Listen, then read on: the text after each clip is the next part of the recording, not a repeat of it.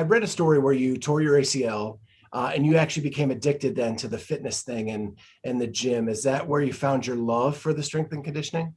Yeah, so it was kind of like I didn't really work out much before that at all. Like I said, even in college, we didn't really have it was an NAIA school, so there wasn't much money put on the strength and conditioning or strength at all side of things.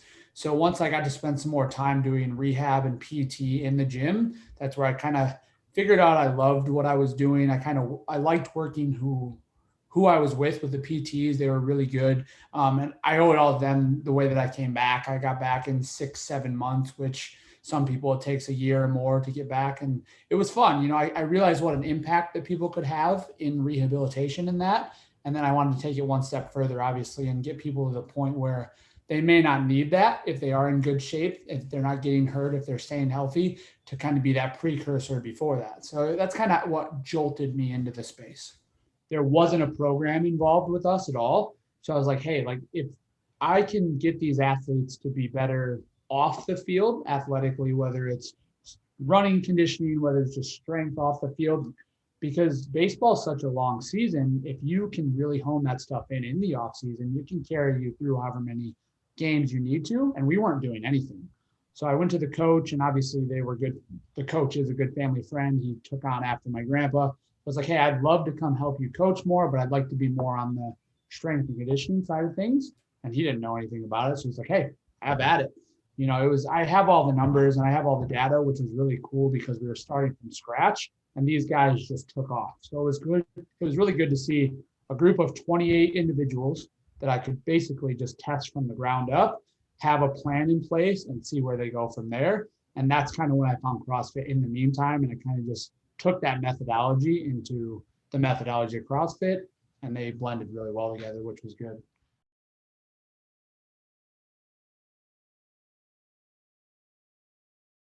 I tried to play baseball after school and it just wasn't happening. It's just such a hard thing to break into if you're not the top 1%. I mean, just like CrossFit, but it was just to find a thing that I could compete again.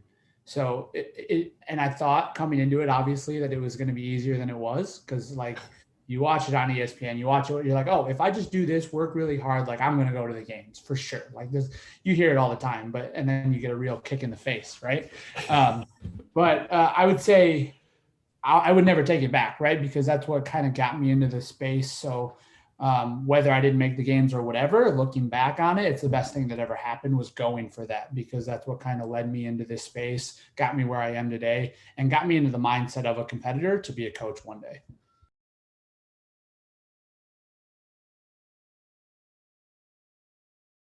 And that I tell people all the time, I think the biggest thing that pushed me into the real competitive game space in CrossFit is learning from her. Because she, like, nothing against any other athletes or competitive athletes, but a lot of people need someone to coach them through a lot of stuff.